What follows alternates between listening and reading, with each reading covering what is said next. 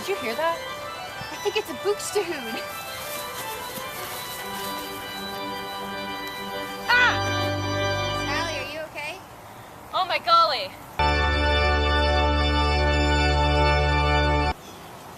Today, me and the crew will be exploring the vast and vibrant Pricklewood Forest located here in Central Florida. This fragile habitat is a man-made home to many small critters and helped rebuild and promote biodiversity in the area. Hopefully we can get some nice B-roll shots and get something cool up close for the cameras.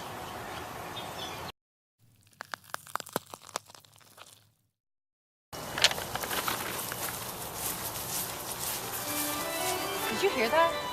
I think it's a Buxtehude. Ah! Sally, are you okay? Oh my golly. I got the animal.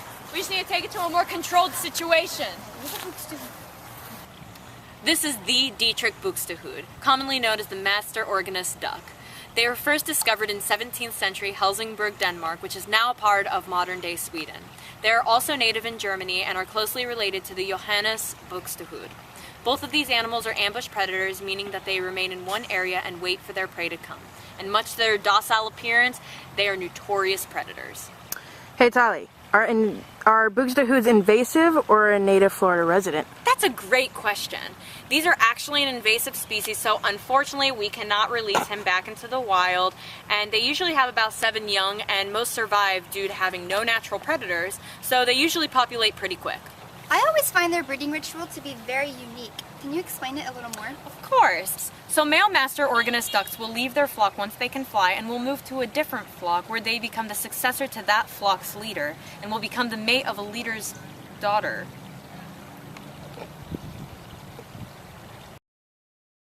I heard that they were introduced all over the world, though, because of its song.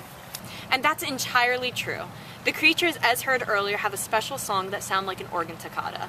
They are distinguishable for having irregular rhythms and lots of 16th notes. They are abrupt in their changing texture, melodic drive, and harmony, and the Buxtehudes, who were the pioneers who pioneered a technical low voice with suspensions and trills. And because of its influential talent, it was sought for and fell into pet trade, spreading it all over the world. As people struggled to care for them in captivity, they released them into the wild. And they have other calls as well, and flocks will sing chorales together. However, they are famously known for their toccatas.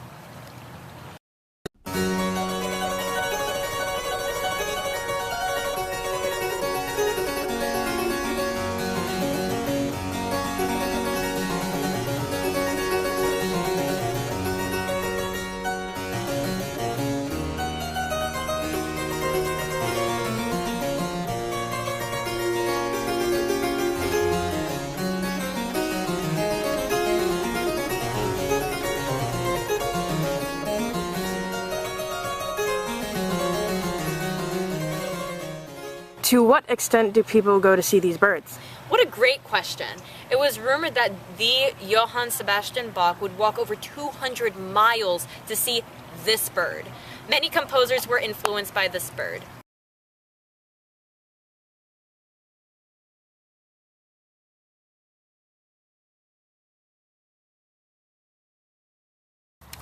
You may be thinking, wow, Tali, he's such a vibrant color. Is he dangerous in any way?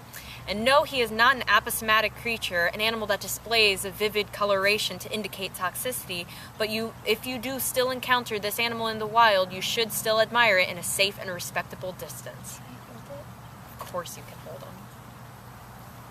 him. Wasn't this an amazing adventure? We are so lucky to have been able to bring the Dietrich Buxtehude up close for the cameras on our Florida adventure. I'm Tali Ricardo. I'm Ashton. And I'm Cheyenne. Be brave, stay wild, and we'll see you on the next adventure. Because this animal is an invasive species to Florida, we could not release it back to the wild.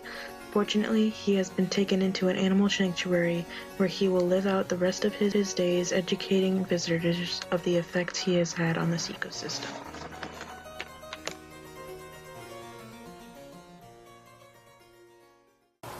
If you have any questions, feel free to leave them in the comments section below, and make sure you tune into our next episode of Flying South.